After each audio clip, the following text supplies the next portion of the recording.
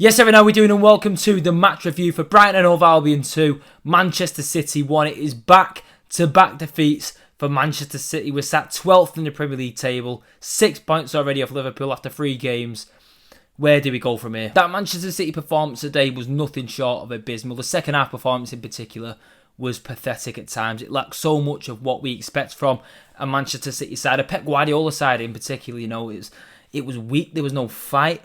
There was no concentration or attention, awareness, anything like that. There was no creativity in that game. It was just void of anything positive, really, from City. It was just, I couldn't believe what I had my eyes on. I really couldn't. I was not expecting that. I know Brighton are a good side. I made that pretty clear in my preview. I said they'll give us a game. Last season, they give us a game. But with 2 games in a row, we've lost. And we have looked by far the worst side. We're currently sat in 12th position in the Premier League. 12th going into the international break. In fact, by the time this video is finished, we might be 13th, depending on if Aston Villa or Crystal Palace win. 13th, I tell you. We're lower than Manchester United. You know that team that I was laughing at in my preview because they lost to Grimsby, which is still quite funny. But we're below them in the league table. Look at our next 3 games. United at home. Napoli at home. Arsenal away. We can't beat Brighton. We can't beat Brighton. Now look, I'm not pleased. I'm not happy. I've just spent the past few hours watching Arsenal and Liverpool go at it. 2 unbelievable sides. You can already, 3 games into the season, go a title-defining game. And normally I'd be watching that thinking, oh, what works out the best result for Manchester City now? I'm like, it doesn't matter. It doesn't matter. It does not matter. I don't care. Forest lost. That's good for City. You know, I can't believe what we're doing. What are we doing? What was City doing today? Oh, I can't get my head around it. Look, I want to talk about the actual game in itself in more detail now instead of starting it off just moaning and complaining. This was not what I was expecting this video to be like. I had so much optimism coming into today's game. I thought we'd be back. I know after that Tottenham game, I probably should have just reined myself in a little bit, but it was just, I don't know. I was just excited. I've been so excited that the football's back, and now look, I don't want it to be here. I don't want it anymore. I don't want it. I'm glad there's an international break now, in one way or another. Anyway, look, let's talk about the game, and then we'll discuss what this means for our season. What are we looking forward to? What do we do next? Look, let's get it all discussed in this video. If you're new here, subscribe to the channel, give it a thumbs up, and let me know your thoughts on the game in the comments. Look, City today, as I said, were pretty poor. I thought the first half wasn't awful. We were a better team in the first half. We were decent enough.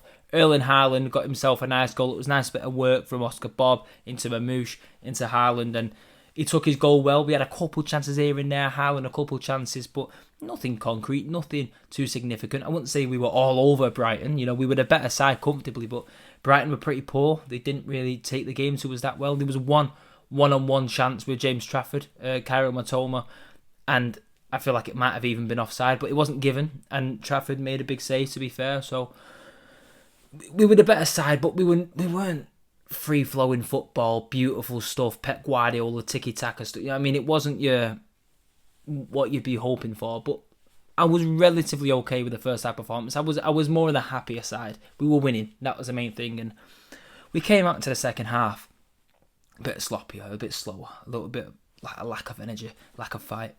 But we were getting away with it for the first 15 minutes. Again, Brighton weren't excellent. Brighton weren't all that. And then Fabian Hurtzler, brilliant idea, brilliant changes. He made 4 substitutions. And it was around the 60th minute, the hour mark, and it was just bang.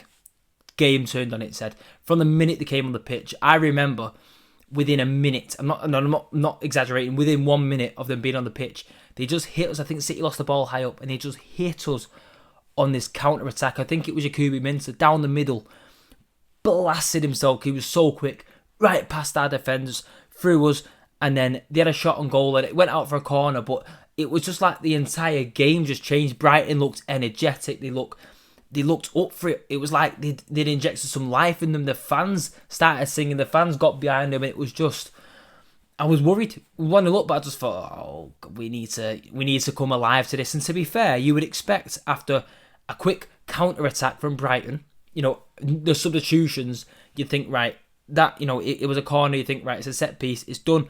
you reset now. You look at it and think, right, City needs to, we need to step up here. We need to raise our level. We need to be more on it because they've got fast players on here. They've got players who can do damage. That was a wake-up call. We got away with that. We didn't rise to it at all. We didn't rise to it. We couldn't handle it. We couldn't handle Brighton. We couldn't handle them. They were just all over us. Created more chances. They looked better. Going forward, they looked good. City just didn't create anything. We didn't create anything. I felt like it was so. I didn't think Oscar Bob was good today. I will say, I'm not gonna go heavy in his performance because I don't think he was awful. I don't think it was our worst player by any means, but I didn't think he was good today. But I felt like when Marmoush left the pitch, it was so. And even to be fair, a lot of the time when he was on it, it was so focused on our right hand side. We were so like. They just double up on Oscar Bob and he'd struggle. I mean, he had good moments dribbling here and there, in and out of players, but it was like he didn't find the right time to release the ball. When he was, the passes weren't great, the crosses weren't great, and there was just nothing on that left-hand side. I know Doku came on, but he didn't get into the game. We weren't even giving him the ball, really.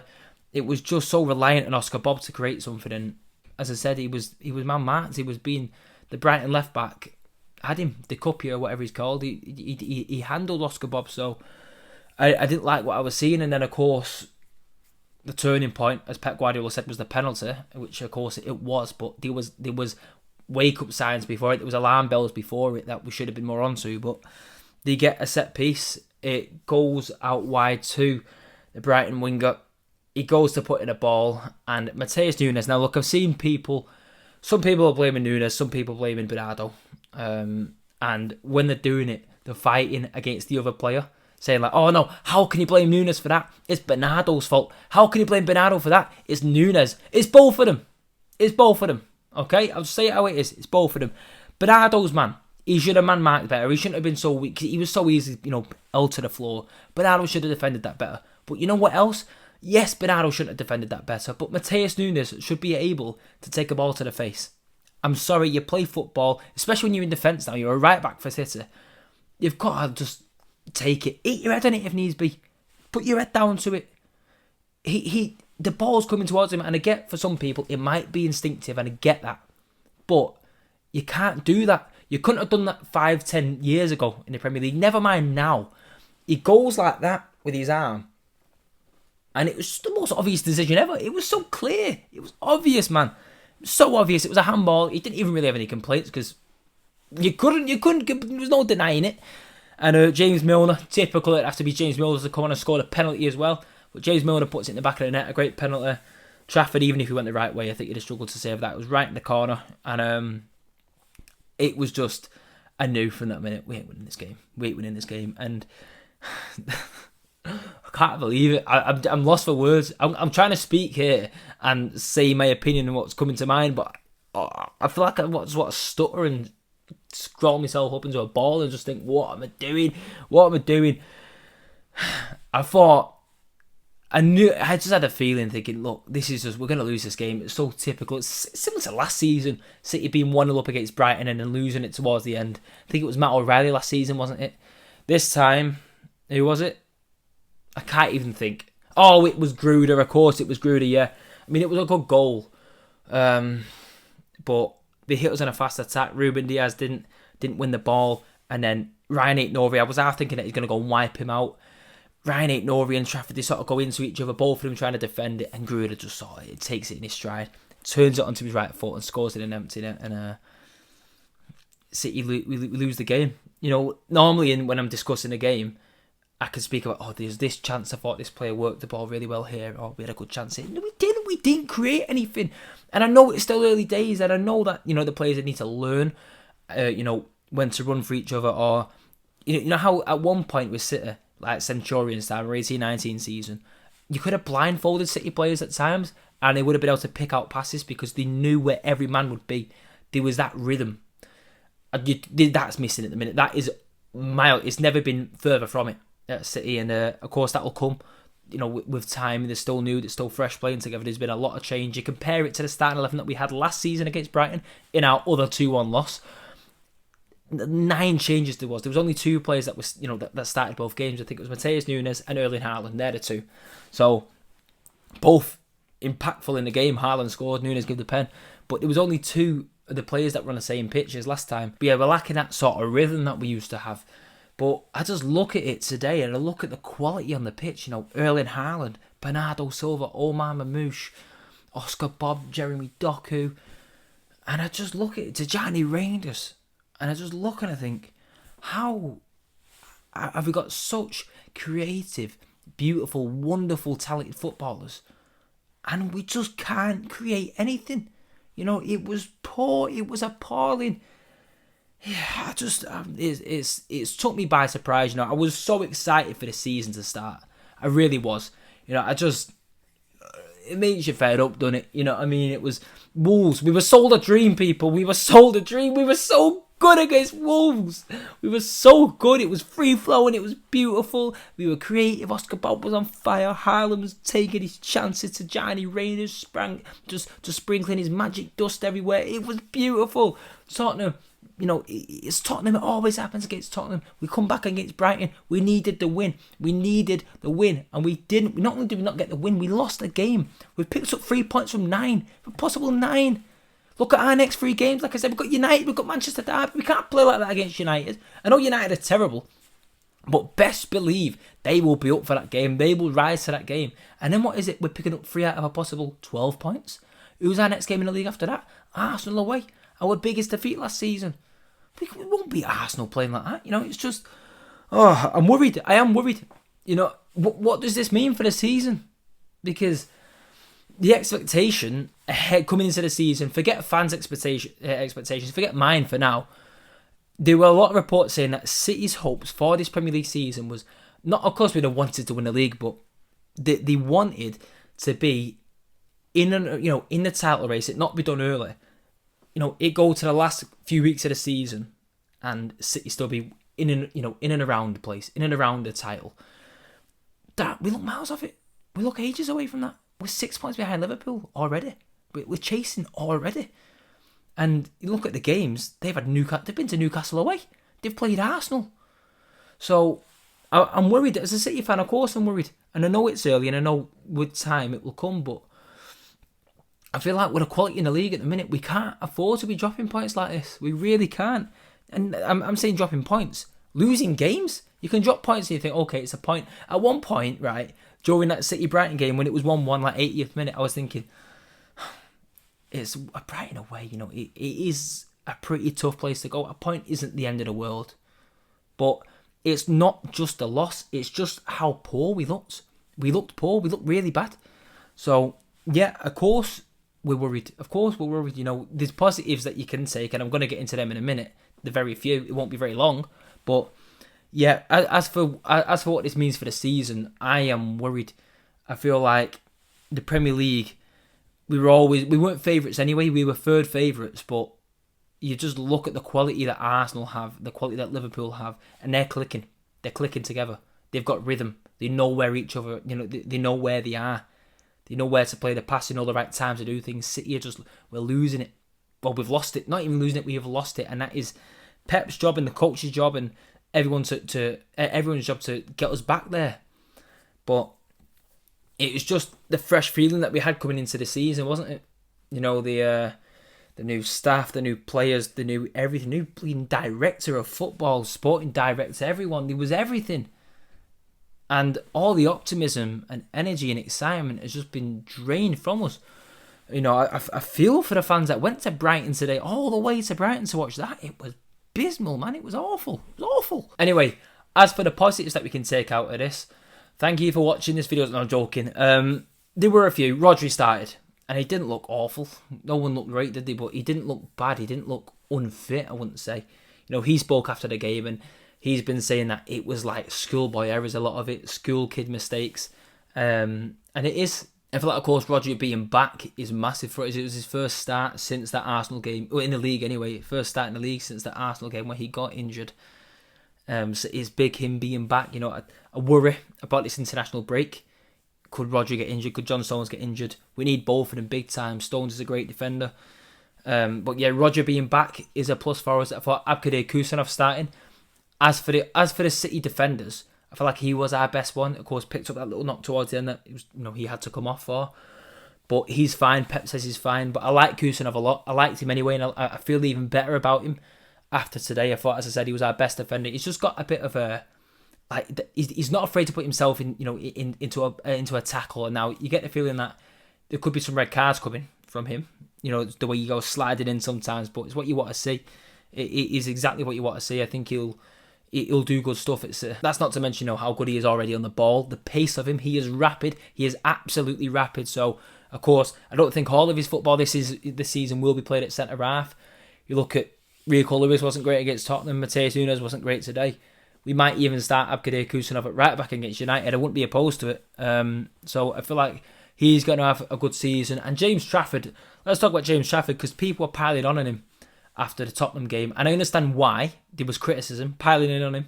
I didn't agree with, as I said at that time. But I thought James Trafford was City's best player today, and City lost the game. So it sort of speaks on how the game went, doesn't it? But I was impressed. A few big saves. Felt a bit bad for him, really, as well, because there was a few minutes just before the goal when they had a corner and it just fell to, was it Van Hecker? It was one of the Brighton players, and we're talking they're a few yards out, and Trafford stretched out and got a great hand on it. What I like about Trafford as well, he doesn't just save shots, it's the way he parries them, it's the strength in his saves. When he's saving him, he's not saving him and putting him straight back into a goal threat in danger. He pushes them far out, he pushes them far wide. So I was impressed with his performance. A few big saves, like I said, the Matoma one. There was a few in the second half that kept City in it up until, of course, that one-on-one with Gruder, which, look, I've got no complaints with Trafford there. It was just a good goal. It was well taken. A smart bit of play by the attacker. But yeah, I feel like Trafford, Abkadir Kusanov and Rodri, I suppose, are our three positives that we can take out with this. That we can, I'm trying to be positive. The worries, well, I'll be filming this for the next 3 hours, so I'm not going to get into every single one of them, but injuries, Gvardiol still not fit enough to be part of the squad. You'd imagine, he's not going to be going away with a national team. I'd hope not. I've not even checked, but I'm saying this because he's not even been part of a City squad yet this season, so he better not be going. But Gvardiol's not fit yet. Of course, Kovacic, give him time. We're all right at the minute. I don't think that's the position we're exactly struggling. But Phil Foden, once again, not fit. Not fully fit. How many times are we going to hear this? I understand it's not his fault. It's not down to him. I know if we're getting frustrated at this, God knows how he feels. I mean, he'll obviously want to be out there, especially when you look at it like today. A game like today where we're lacking creativity, we're lacking that spark. Phil Foden could have been a game changer, but I feel like it's so often we're coming into games where we think, okay, is Phil back? He might be back, and then we just get that tweet from FPL Main Road that says Phil Foden is not fully fit. He's not part of the squad because he's not fully fit. It's all we keep hearing. Ryan Cherky, day before the game, we find out that he's picked up a thigh injury in training. You're thinking, let's hope it's nothing too bad. Pep says after the game today, 2 months. So all the talk of him wanting to kill Manchester United will have to wait until the second game against them this season. At Old Trafford. Cherky's going to be a big miss, man. Again, you look at the positions of them two. Ryan Cherky and Phil Foden, I'm not going to say they would have won us the game today because nobody knows, but we looked so void of anything special going forward. And you look at the type of footballer that them two are. I would say in that entire Manchester City squad, you could argue that Phil Foden and Ryan Cherky are two of the most technically gifted, arguably the two most technically gifted footballers. So they could have changed it. It could have been different with them two, but Cherky is just trying. And how typical is it? Have you seen his injury record? He doesn't get injured. Ryan Cherky does not get injured. And he's injured at City. It's so annoying. So frustrating. Savinho, of course, he'll be back soon as well. But again, I like Savinho, but I don't think he'd have won us the game exactly today. I think we're more missing Phil Foden than anyone. And I think, to be fair, I look at it now, this is an opportunity. And I think I'll make a separate video on this over on my TikTok, closer to the football being back, near Derby Day, after the international break's, done and dusted. This is the City being as poor as we have been and being in a position we already are now chasing already. This is an opportunity for Phil Foden. This is his time to get the team on the back of his shoulders, carry us forward, be the main man to get City to where we need to be. It is his time. It is his time to do it. He's got an opportunity now to pull us through when we're looking void of anything positive, when we're looking a bit poor or lackluster or anything. This is a great opportunity for Phil Foden to say, this is my team. I'm the main man here. Let me show you what I can do. And, pick out the perfect passes. Because the thing is, for Erling Haaland, it affects him. It affects him when we've got no creativity, because he's not the type of striker, and I don't want him to be. Pep doesn't want him to be. Nobody wants him to be with the type of footballer that he is. We don't want him trying to come in deep and dribble through players and stuff like that. Stand in the box and wait for the good service, because you give him the chances. Yes, he's not going to put every single one in the back of the net, but more often than not, he will leave the game with a goal or two or three or four or five. We've seen before. Today his 100th Premier League game for City, and I think it was goal number 88. It's ridiculous numbers, well ahead of Alan Shearer in second place. It was just that's what Haaland does. So with Phil Foden, some of the passes that he can pick out, you just think Haaland's got to be missing him. Haaland's got to be missing him. So yeah, it's an opportunity when we come back, especially the first game back being a Manchester derby as well. It's a great opportunity for Phil, I think. And actually, speaking of creativity, I may as well mention this in here. Jack Grealish posted something on his Instagram, maybe an hour, a little bit less, after the City game. And he Googled himself, and it says, when was the last time that Jack Grealish started 3 games in a row? And it was just put the information that Google had of it being like September 2024 or something like that. And he put on his caption something along the lines of, it feels so good to finally be playing 3 games in a row again. And it was like, is it a little tiny bit of a dig? Are we reaching too far? Are we looking too much into it to say, is that a little dig at Pep? Because we know that he weren't happy with his game time. Pep, he just didn't give him the football, the chances that he probably deserved. And you look at what he's doing now at Everton, you'd say he definitely deserved it. He probably should have. And to be fair, the way that Jack's been creating at Everton, top assister in the league, we could have done that today, couldn't we, for Erling Haaland, his best mate, Jack De Bruyne, as Haaland called him on Saturday. Was it a little dig at Pep? Now, if it is, it is. I think Jack's entitled to his own opinion. I know he's still contracted as a Manchester City player. He's only on loan at Everton, but he's entitled to his own opinion. He's entitled to say exactly how he feels or what he wants. It's his own platform, and I don't think he'd be wrong in saying or feeling a little bit hard done by Pep Guardiola. With the lack of football that he got, he's been given the opportunities now at Everton, and look what he's doing. You can't just come in every 4 or 5 games, or even sometimes more games without playing, and put in a great performance and then just not be played again. You need rhythm. As I said in this video, you need to be playing a lot of football, a lot more football with your teammates, more minutes in the tank, and the rhythm will come. He never really, since the treble season, got a chance to create his own rhythm. So yeah, there's certain people online that weren't happy with it, and he took it down within a couple of minutes. He deleted the story, but it's just interesting anyway. I just thought it was an interesting thought. Just thinking of other stuff to talk about. Of course, it's deadline day tomorrow. Donnarumma medical is being done. Not done, but it's being put in place for tomorrow or for whenever it's going to be. But the deal looks like it's getting done. It's now Fenerbahce who's coming for Ederson. It looks like he'll be off to Fenerbahce instead of Galatasaray. I don't know. He's going to a Turkish club one way or another, isn't he? If the deal gets done, which we've left it to the last minute, haven't we? And it is a little bit unfair, even more so now. You're looking at James Trafford's performance, I thought, with him coming out with some of the saves that he did. But needs must. I get it's a little bit unfair, but Donnarumma's the best goalkeeper in the world, in my opinion. And I know a lot of people saying, he's not the solution. He's not the solution. That's not the problem, the goalkeeper. I know it's not the problem, nor is it the solution to City's problems, but it is a help, regardless of whether it's the problem, whether it's a solution to City's main issue or not. It's still going to be a good signing. It's still a good addition. I get some people might be pro Trafford, are thinking that he's the guy, or it's not right. We've already spent we spent the money on him as well. False promises or whatever. I understand people can have their own thoughts, but yes, it's not the solution to City's main problems that I've even addressed in this video. But I want Donnarumma. I'm at a stage where I want it. It's exciting. I'm a goalkeeper, so it's even more exciting for me. I'm going to be watching the best goalkeeper in the world playing in between the sticks at City. Because the thing is, well, you look at the Premier League rivals, the 2 best teams in the league at the minute, Arsenal and Liverpool. They've got 2 of the best goalkeepers in the world. David Raya. You don't doubt Raya's ability. You don't doubt anything. There's no question marks with Raya at Arsenal. Alisson's been the best goalkeeper in the league for the past few years. You don't question Alisson.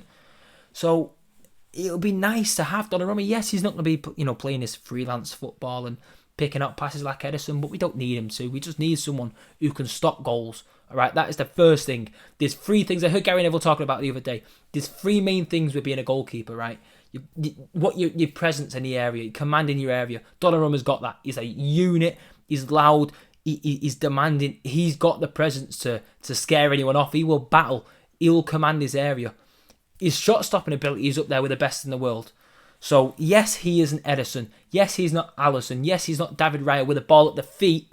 But I don't mind it. I don't care. I just want a great shot-stopper. I'm not having it for 1 second that he's incapable. I'm not having it for 1 second that a goalkeeper who's played as much football as he has, the ability that he has, the experience that he has, is a Champions League winner, a European winner with Italy. He can pass a ball. He can pass a football. He can pick out a fullback. He can hit it long. He doesn't have to be picking out pinpoint through balls to Erling Haaland. I get we might miss that in Edison, but I've accepted that. We won't get that in Trafford anyway, so I don't mind it. I'm happy. I want Donnarumma coming. I've said it. I want it. So that looks like it could be on the cards for tomorrow, which is exciting stuff for City. Still a few holes, I feel like, with this team, what we're seeing early on, but I'll make another video tomorrow or day after or whenever, within this week or the upcoming week. I'll make a video discussing our entire transfer window where we'll speak on it in that video more than this, because this is long enough as it is. And yeah, look, what does this mean for the title race? Is it over? Is it too early to say it's over? Yes, I suppose it is too early. We're 3 games in, but what are we on about? Is it over? But it does feel like a big mountain to climb, a huge mountain to climb. You look at the fixtures we've got coming up, and you look at how good Liverpool look, even when they've not been at the best against Bournemouth or Newcastle. They've got the wins. They've got the wins. And I fear them. And they might add Matt Gay to the mix. They might even add Isaac to the mix. And I look at it, and day by day, minute by minute of Premier League football that I've watched from City, I just think City could be in trouble there. It might be Liverpool back to back, this one. But, of course, it's still a very, extremely long way to go. But, yeah, things need to change. We've got this international break now. And I said in the preview that with international breaks, they drag as it is. But they drag even more, a hell of a lot more, after a bad result. And while that is the case, after watching the performance, and part of me's glad, part of me needs the break, part of me feels like the players definitely need the break. They need to reset mentally. And I know, to be fair, it isn't a break for them. You know, they're going playing football elsewhere, so they don't get that reset, you know, but we just need, I don't know what we need. Open heart surgery, it feels like at the minute, because we're struggling. And things have to change for Derby Day. I'm not going to go too much into Derby Day here because it is a lifetime away, and there'll be a few videos out on the YouTube channel over the international break, so keep your eye out for them, subscribe so you don't miss them. But Derby Day, we can't be doing what we did against Spurs. We can't be doing what we did against Brighton, and we definitely can't be doing what we did last year against United. We need to be better. We need to be more clinical. We need to be more creative. We need to be just head to toe better. But I'm sure that'll come. United aren't exactly the finished article either. So if we've got a chance of beating anyone, it's United. They're just a weird team. They're a horrible team, aren't they? That, you know, they just find a way. Knowing them, they'll beat us and then lose against whoever they've got next. I don't know. It's just typical. But I do feel a little bit just drained, to be honest with you. You know, because I was so excited for the football to be back. I miss City, and now I miss City, but just in a different type of way. It's not the same. But I believe in my boys. I believe in everyone. I believe in Pep. I'll finish the video by talking about Pep Guardiola, because with this toxic online fan base that we've now grown over the past decade, I'd say, but it's definitely grown even more in the past 3 or 4 years with a treble and just a global brand that City have become. Pep gets a lot of stick thrown at him, a hell of a lot, and when I see Pep out, I lose. And I'm sorry if there's any of you watching this who have this opinion, but I'm sorry, I can't help the way I feel, and I'm just going to be honest on it. When I see people saying enough's enough, Pep has to go, I lose all thoughtful credibility in your opinion, if that makes sense. I don't care for anything else anyone has to say after they say them words. Pep out. Look at what Pep has done before City. His success at Barcelona, his success at Bayern Munich, then he joined Manchester City, and he's built a dynasty here. We have been the greatest team that this Premier League has ever seen. We have been an incredible side, unbelievable. He's broke record after record after record, highest point total, highest goals scored, back to back to back to back Premier League titles, and these people that want Pep Guardiola out of this football club, yous have lost your minds. Pep is the greatest thing that has happened to this football club. He has built this himself. Yes, of course, there's been some money put at it. Yes, of course, we've had some wonderful players, world-class players, some players that will live long in our memories and in our hearts. But you know who's been the key to it all? The heart, the everything, the main person of it all, Pep Guardiola. So there isn't one doubt in my mind. I know that there's tweaks in his game that he needs to look at and needs to adjust if he wants to compete in the Premier League this season. There's holes in the team. There's issues here and there. But if there's any coach in the world that I back to figure them out and fix problems, build a new way of playing, adjust his already the best way of playing, the best brand of playing, then of course it's Pep. He's the best coach in the world. But why would I doubt Pep? Why would I? Look at what he's done. What reason has he give us to doubt him other than one poor season last season? This is the worst season. This worst starts of a season in Pep Guardiola's career. And we've won a game. We've got 3 points out of a possible 9. He's never, ever in his managerial career had lower than 4. It is what it is. It's not solely on him. The players aren't performing. That isn't just down to him. I back Pep 110%. There's not one even tiny doubt in my mind that he isn't the right man for this football club. He'd be the right man for any football club. We are gifted. We are blessed to have Pep Guardiola in charge of this football club. So that is the last thing I'm going to be saying in this video because it's long enough. But yeah, Pep is the man. He's the gaffer. He's the boss. And he'll be staying that way for as long as he wants. He's got a year, 2 seasons left on his contract, this season and the next season. And if he wants to extend after that, I will sing and dance and party all night long because he is the greatest thing that has happened to this club in my lifetime. And that is my opinion. Okay, I've said what I've said. Of course, people are entitled to their own opinion, but I don't have to agree with it. I don't have to appreciate it. And if it's Pep out, then I'm not even going to listen to it. So, yeah, let me know your thoughts on the game anyway in the comments. Apologies that the video is as long as it is, but there was a lot to, I was going to say discuss, there was a lot to complain about, wasn't there? So, yeah, thank you for taking the time out of your day to watch this anyway. Fingers crossed City are back to their usual self after this international break because they're going to need to be with the games we've got coming up. We cannot be the way we have been. We can't. I can't do it. So, yeah, subscribe to the channel if you're not already. Thanks for watching. As I said, a couple of days' time, there'll be a video discussing the transfer window as an entirety, as a whole. And, yeah, keep your eyes out for that. I'll be posting it all over socials when it is out. Subscribe to the channel. Thank you for watching. And, yeah, heads up, Blues. This upcoming week, we don't have to watch City. I complain about an international break, but I tell you what, I'm bloody glad it's coming. Thank you for watching. Come on, City.